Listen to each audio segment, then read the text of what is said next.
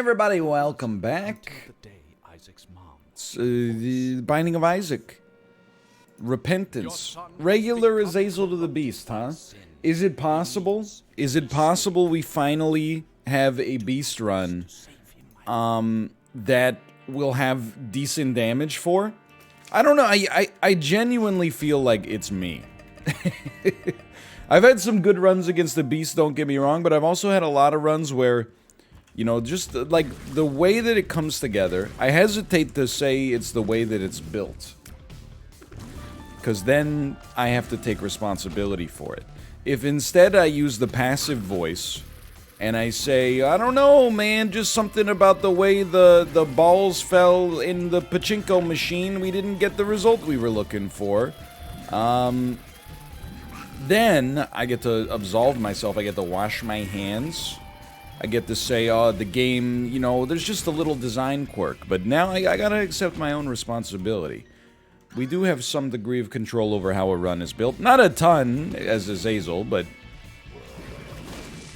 Virus is pretty good. How am I doing? Thank you for asking. It's a Saturday. I'm just relaxing a little bit in the morning. It's about 11 a.m. over here. Got a heavy day of dad-based activities in front of us, but in the meantime, hey man, having a good day. Good Slay the Spire run. Ate a good bagel. There was some good cream cheese on top of it. Weather. The weather is bad, but if I'm being honest, that's kind of good. Like, let me take a look outside the window. I would say it's cloudy, but not in a bad way. It's just, you know, it's cloudy in a way that makes you think that it might rain, and if it does, I would be happy, because it hasn't, you know, rained that much here lately. I would love to tell you, like, people who love the rain, they always take a position of moral superiority, right? Oh, you like the sun? That's cool. Did you know that plants need water to survive? So if you ate today, thank a raindrop. I don't disagree, but here's the thing. You know, in principle, you raise a good point. In practice, though, and we're talking about practice, not the game that I love, not the game that I give my life for, not the game that I show up every day excited to play. We're talking about in practice. Allen Iverson, 2001. Just want to see what we get. Because I think, actually, I don't think we want the stopwatch because it makes the lamb fight that much harder. I think we don't mind taking an advantage, not the lamb, the beast, sorry. I don't think we mind taking advantage of this and maybe just buying a Spirit Heart, feeling safer for our deal with the devil on the next floor. Which we'll probably take in the hopes of getting either an enormous damage buff or even Brimstone or something like that. But human beings, I mean, it's the constant conflict between short-term enjoyment and long-term pain, right? I think about this from time to time, which is dangerous because I don't possess the expertise, if not the cognitive faculties, to tease it apart. But one of the interesting things to me about, like, you know, bad habits, of which, you know, I live a pretty clean life, but I guess I have a few. I didn't need to eat a bagel this morning. I could have had some oatmeal instead.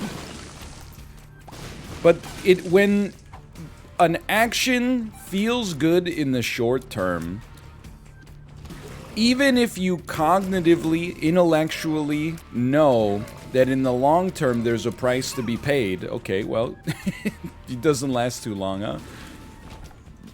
It makes it harder to, like, break the habit, right? Like, I think, well, I mean, you gotta be careful with the way you talk about this stuff, because, like, it doesn't reflect necessarily poorly on you, but everybody gets, you know, they feel compulsions towards different things.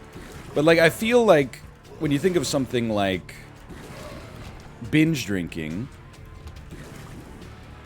the consequence, like, it might feel good in the moment, at least, you know, sometimes.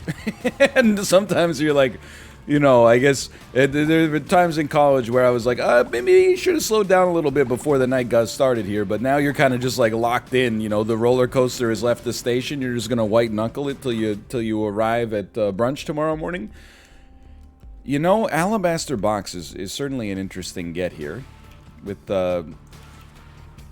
with some Spirit Hearts coming up and a decent chunk of money for sure. But the consequence for the action is paid relatively quickly. You know, you don't have to think too far ahead to be like, is it worth paying the cost for this?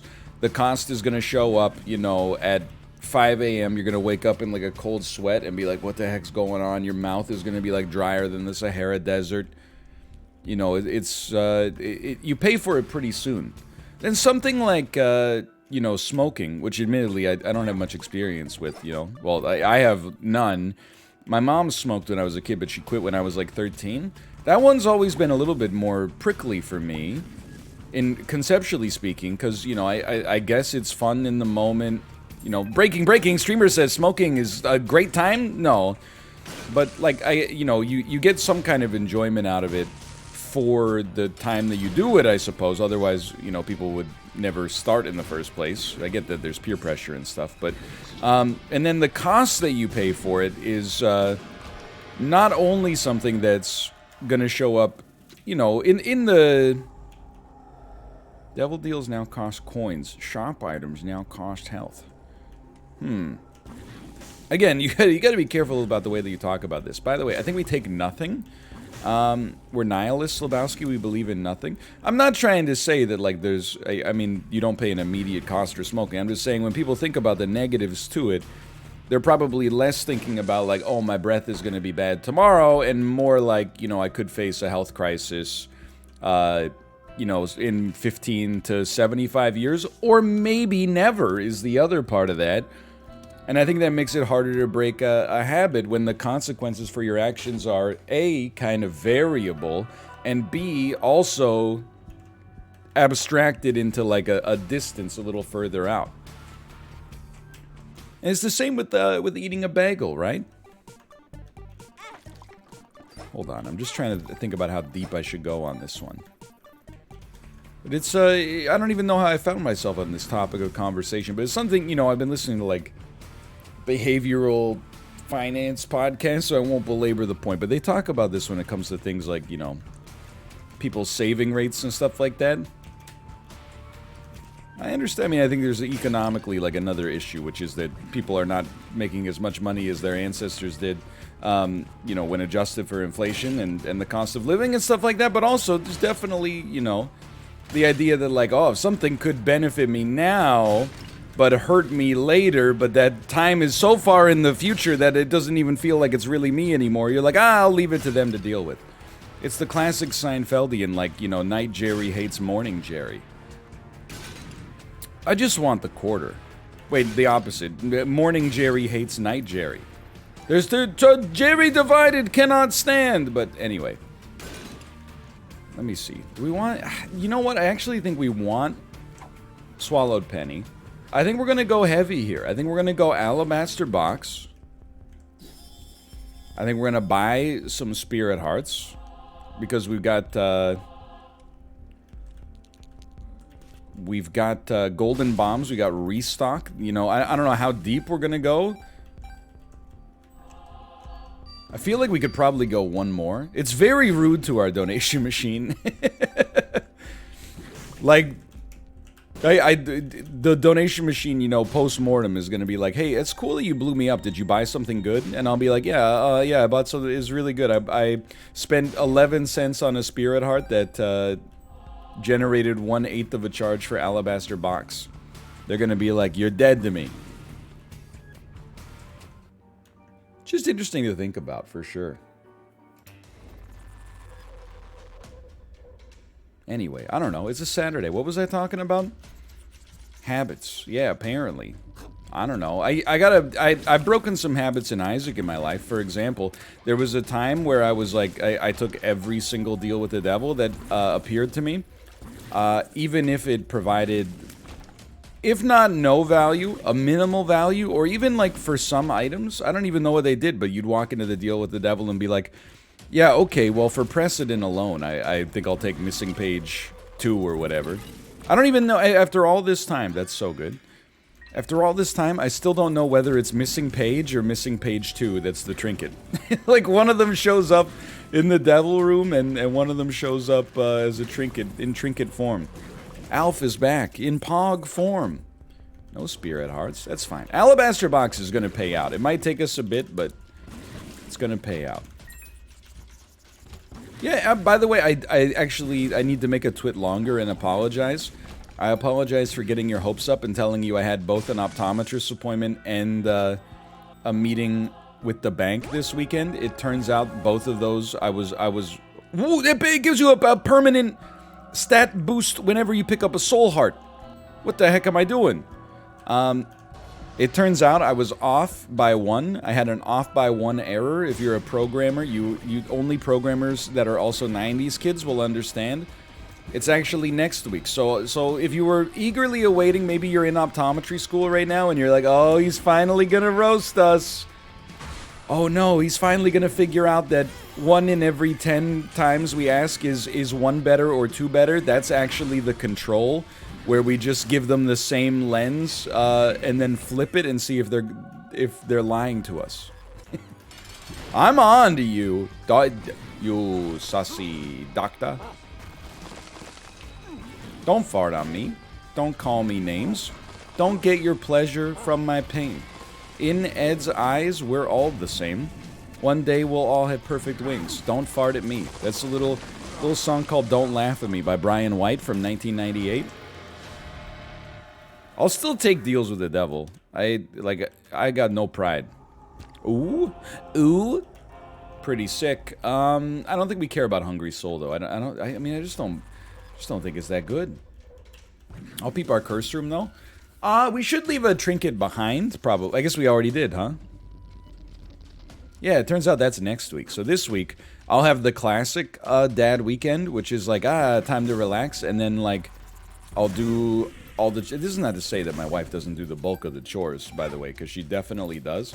But I will do all the chores that, you know, are part of my purview in this life, and then I'll be like, what the heck, it's Monday at 8:16 a.m. again. How did that happen? No, in all seriousness, I got big plans this weekend. For example, there's a new Steve Martin show that came out on Disney+. It's called The Only Murders in the Building. I don't know anything about it except that it's got good reviews.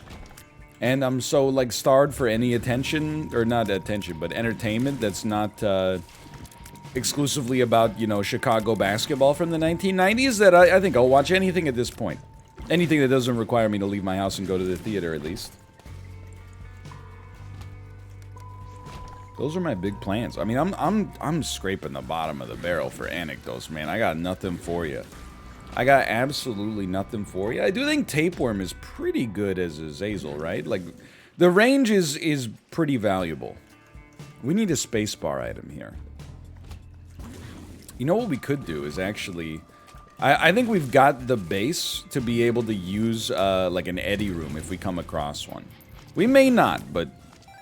I'm trying my best to make this a Zazel run exciting. But I mean, I would do anything for Zane, like Meatloaf, but I won't do that. And that is take an item like Dunce Cap. I would do anything for Zane. Anything you could think of, but I just... You know what is Anecdote City? So I talked a little bit about WarioWare. And I said some things that I think made it sound like possibly I was not a WarioWare fan. And I am ashamed of my words and my deeds now. My history with WarioWare would make me a fan. Owner of the original Game Boy Advance game. As a child, in university, used my hard-earned dollars to purchase the... Oh, you know what? We should lose HP here to get the Spirit Heart, I think. Just because we get a permanent stat boost, and I don't care for a Bone Heart to begin with, so who cares? Look at that. Purchase the game in university, and I mean, if you're playing WarioWare in college, like, you're a super fan, man. I could have been playing Wii Sports, which I also still played a lot of, but... Definitely played my fair share of WarioWare as well. But I think the reason I wanted to temper expectations with WarioWare a little bit is Nintendo is like is freaky, man. And by that I just mean that they've been rebooting or creating sequels for like a lot of properties. And obviously, like Zelda notwithstanding, or like, you know, 3D Mario's notwithstanding, some of the reboots, some of the sequels, some of the reimaginings that they've been doing have been a little bit like they've left me a little bit disappointed, one could say. Mario Golf, Mario Tennis, both of those I thought were just pale imitations of like their forebearers. Is that the way you can use that word? I think maybe. Just take me to the next floor. I'm having a wonderful time. Here we go. And then, you know, like it's 50-50, right? Like I have twisted game tastes to begin with. Like Clubhouse Games is one of my favorite games from last year. Nobody else is saying this. Many people are not saying this, but yes, I think a digital adaptation of Checkers and Mancala, one of the games of 2020, IMO. So I like to temper the expectations for Nintendo stuff, right? Like Mario Kart 8 Deluxe, amazing. One of the best games ever made, no irony whatsoever. And I think people look at a statement like that and they go like, one of the best games ever made. Like, what are you talking about? It's just Mario Kart. Yeah, but like, you know, it's not just Mario Kart, man. It's like, you know what we need to do? I'm inserting clapping hands emojis in every statement I'm making here. Stop making it seem like racing games have a ceiling of how good they can be just because they're about driving cars. Some racing games are more, like it's... Oh, wow, whoa, this RPG is so good. Let me guess, you swing a big sword? You know, like nobody says that, but when you're driving a car as Larry Koopa, everybody's like, well, it's just a driving game. The maximum it could be is a 6 out of 10. Come on now. We're better than this, as a society. We left, by the way, because we need to get the Fool card. I was paying attention. Don't you fret, you're in good hands.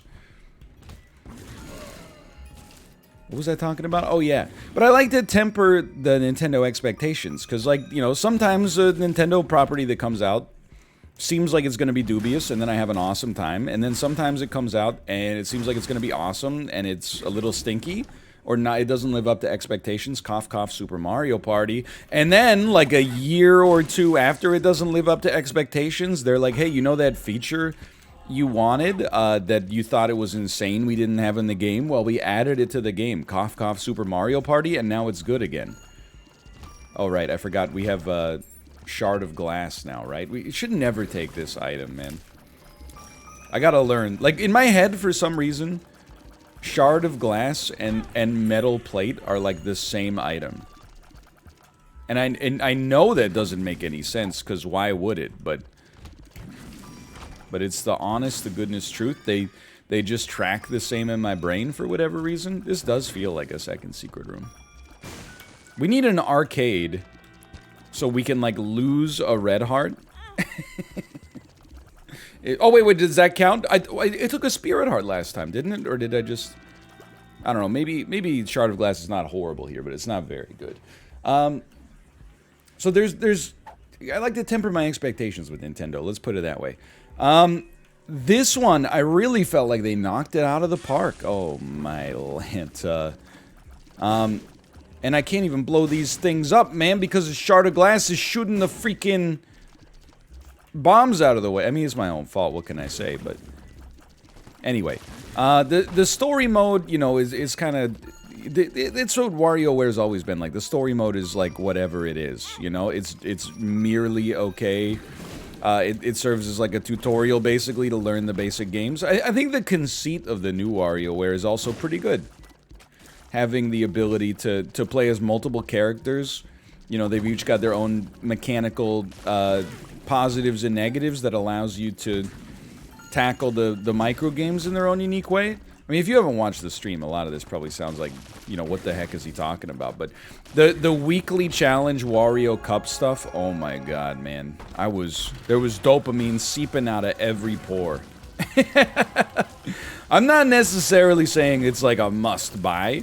I think you gotta be, you know, you gotta very much enjoy mechanics, right? Like people always think I'm putting on airs when I say like, oh, mechanics are so much more interesting to me than like, you know, story or whatever, even design for that matter.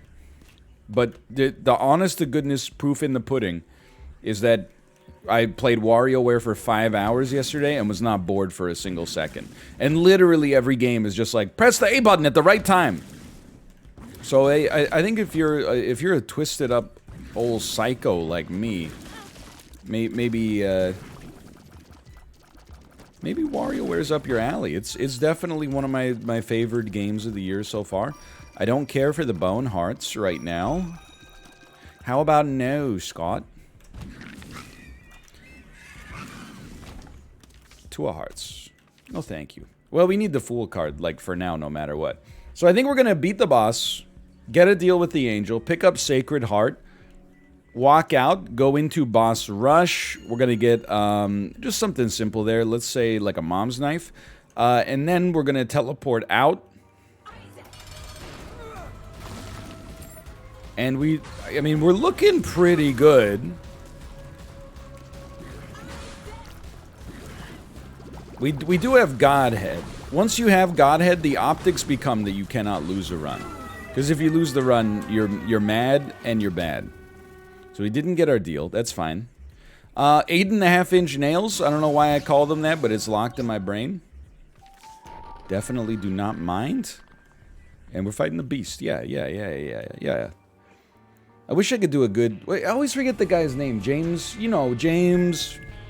He plays he plays Professor Xavier in the X-Men reboots. He can hit the high C all night long. You know what I'm talking about. You know what I'm talking about. He's in Split. Well, you are gonna be very scared when the beast gets here. Let me tell you. Yeah. Look, I've only seen Split on TV one time, like 1.5 years ago, okay?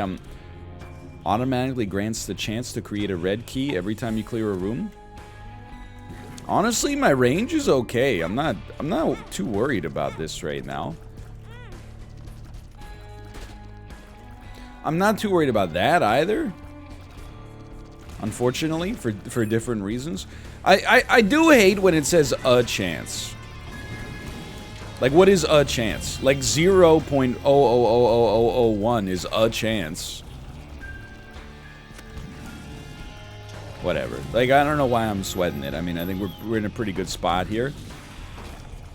Forgive me for not caring too much about the golden penny. It would be nice to give back to our donation machine a little. But I think we're probably going to tap it out. I mean, what are we sitting at? Like 35 here? We're probably going to tap it out regardless. Just like a red heart, please. One red heart, garçon, at your leisure. As long as your leisure is right now. You know what? I'm not afraid. Oh, we lost Shard of Glass somehow.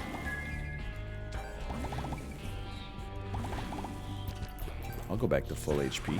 I don't know. I don't know why I'm feeling like kind of disconnected from this run right now. Is it because I'm now thinking about how to curb my Bago consumption in the future? I don't know. Spectral Tears. Not super thrilling. By the way, I was like...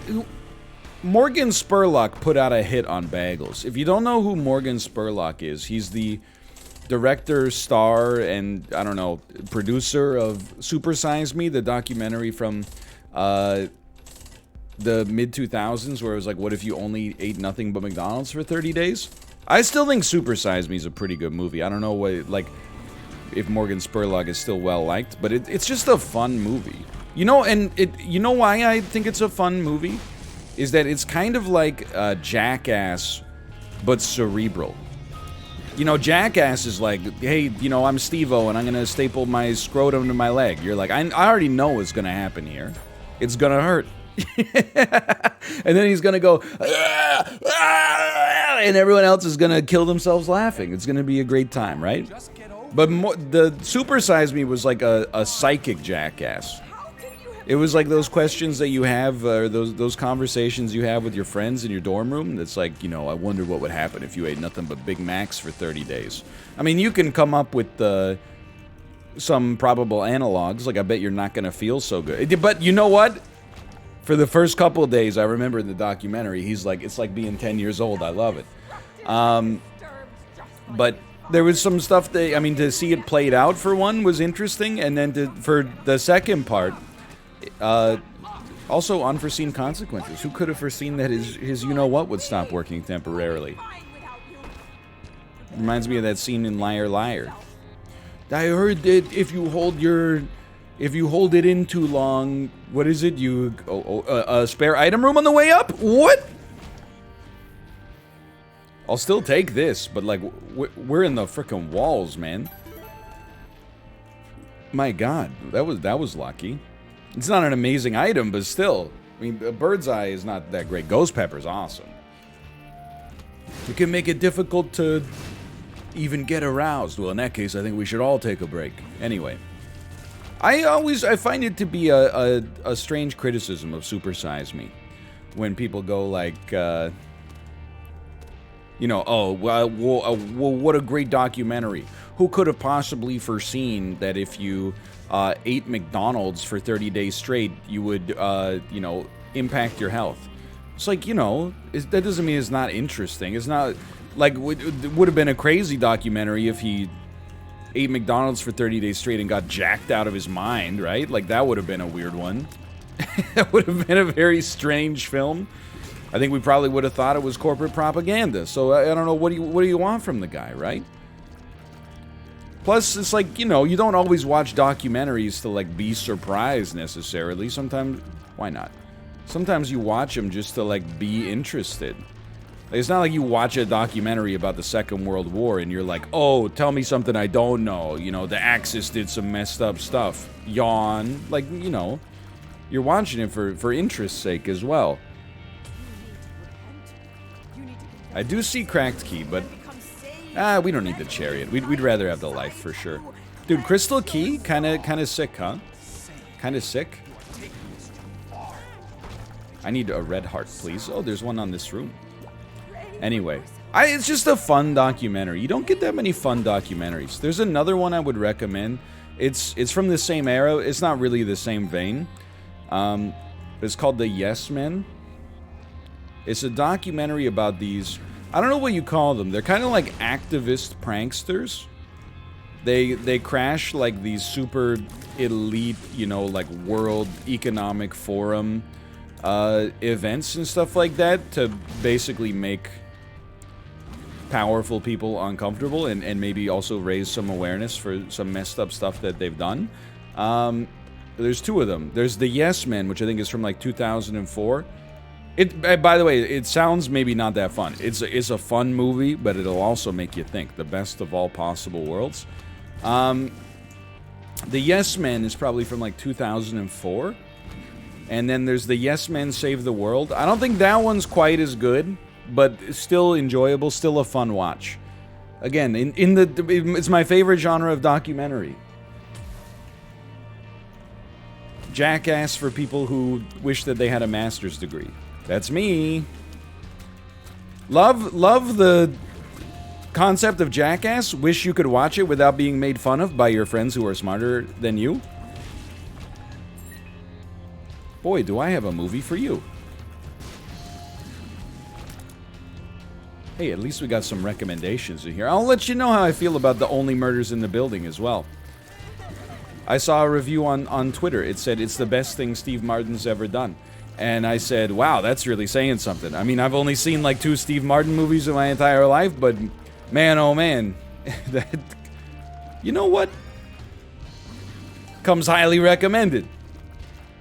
That actually is kind of a high recommendation, by the way, because Bowfinger, one of the Steve Martin movies I've seen, actually really funny. Speed Up, Luck Down, no sweat. Bowfinger's a great film. So if Only Murders in the Building is You know, if it's on the level of a Bowfinger, then geez Louise.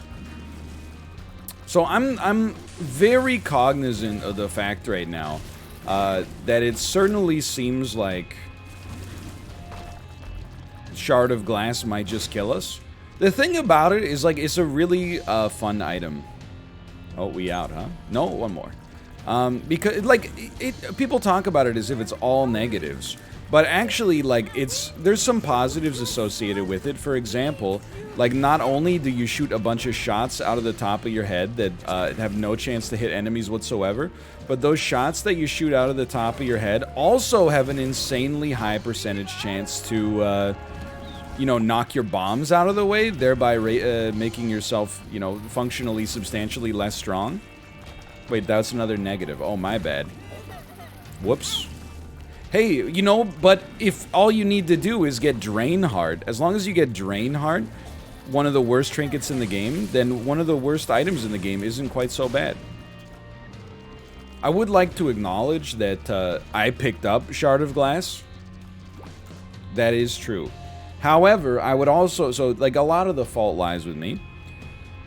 However, I would also like to acknowledge that I did it by accident, okay? So get off my case, Mom. I believe I have my stapler. Thank you so much. Dunk, dunk. We're gonna get Mom's knife here anyway, so I'm not sweating it too much. Yep, there it is. Mom's knife. As made by Gillette. He's totally gonna forget to use cracked key. I'd bet my life savings on it. Okay, let me give you my MetaMask wallet address. You can deposit that right away. Thank you. Haha, so true. I don't have a MetaMask wallet. I said, do you speak my language? He just smiled. Give me a MetaMask wallet. And he said, do you come from a land down under? Whoa. Good dodges. Fire's not scary if it's your fire. It's science. I'm really relying on, like, not getting hit for as long as possible, even more so than usual, because Shard of Glass popping could very easily just, oh, frick. It could leave us, you know, in an unpleasant position. This guy's still talking, huh? Like, you think, yeah, I mean, I guess you could say that about me, too, but, like, he hasn't said everything he's got to say yet? Son of a... I'm not that scared. Because our damage is, like, really pretty good. That's the most important thing for the beast fight, I think. But I'm a little scared. Like, I need a red heart to drop.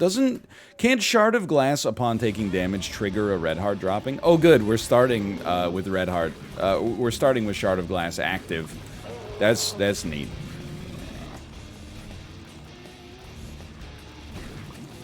I'm being completely sincere.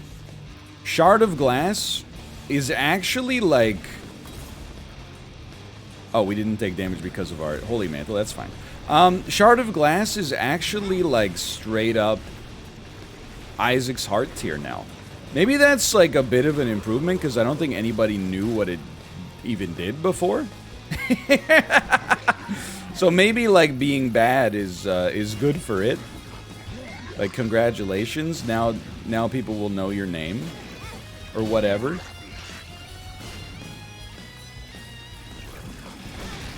I see a red heart.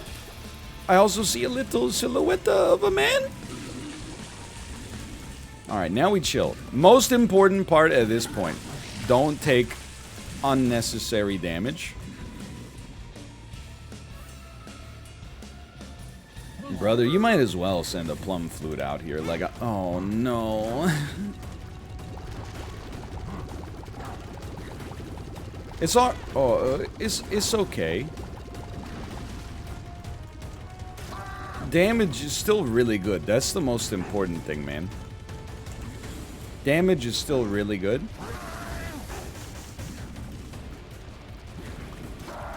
I can't lose to the beast this much. It's just, it's too much. Red hearts, man. Red hearts. At least it's only taken a half heart. Like, there's some solace to be gleaned there.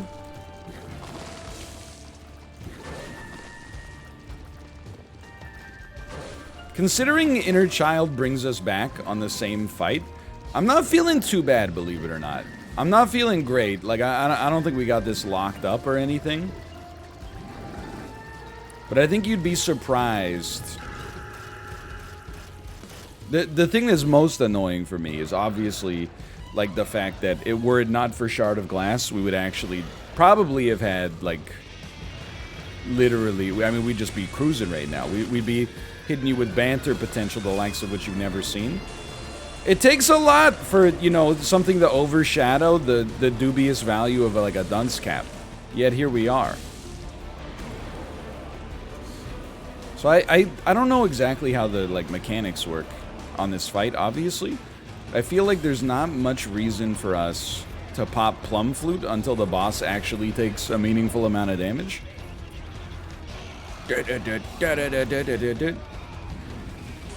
Like now, maybe? Well, it's hard for me to pass this one. Really good job, Plum Flute. Appreciate it.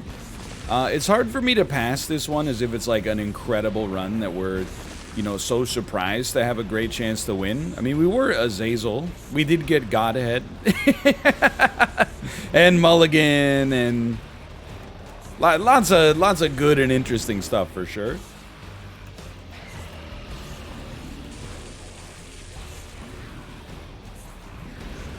That being said, Shard of Glass, man. Whoa.